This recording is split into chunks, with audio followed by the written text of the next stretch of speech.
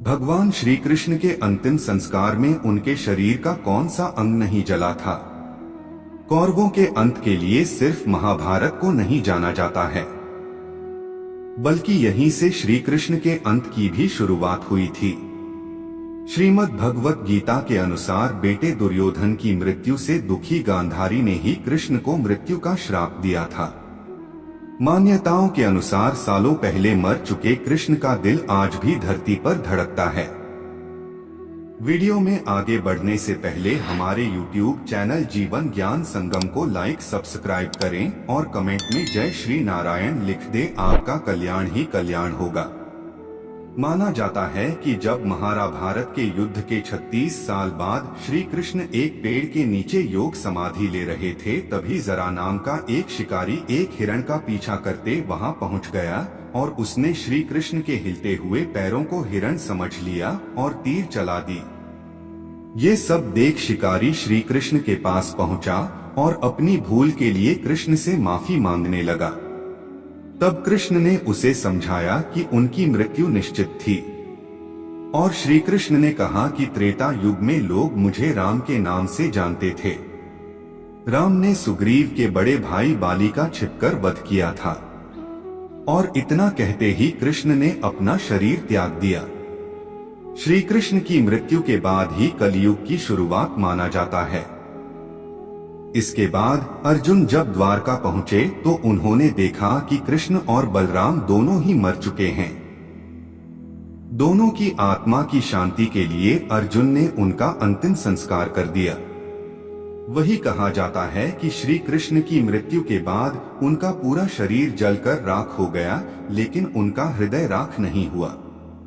पांडवों के जाने के बाद पूरी द्वारका नगरी समुद्र में समा गई थी। भगवान श्री कृष्ण के जलते हुए हृदय सहित सब कुछ पानी में बह गया और श्री कृष्ण का हृदय एक लोहे के मुलायम पिंड में तब्दील हो गया।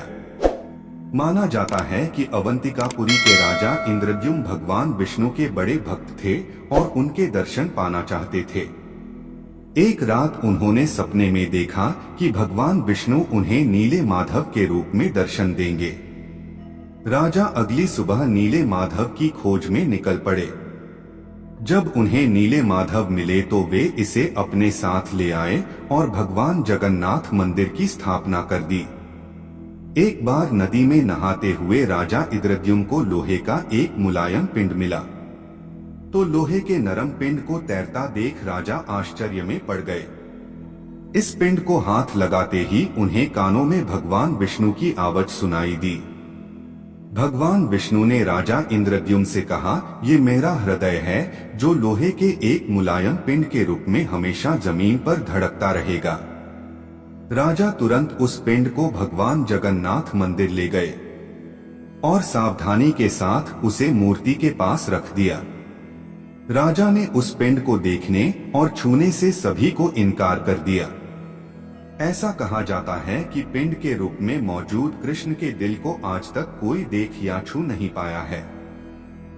मान्यताओं के अनुसार श्री कृष्ण का दिल आज भी भगवान जगन्नाथ के मंदिर में रखा गया है और आज तक इसे किसी ने नहीं देखा। नकलेवर के अवसर पर जब 12 या 19 साल के अंतराल में मूर्तियों को बदला जाता है तो पुजारी की आंखों पर पट्टी बांधी जाती है। आज के लिए बस इतना ही। मिलते हैं न्यू वीडियो पर। जय हिंद, जय भारत।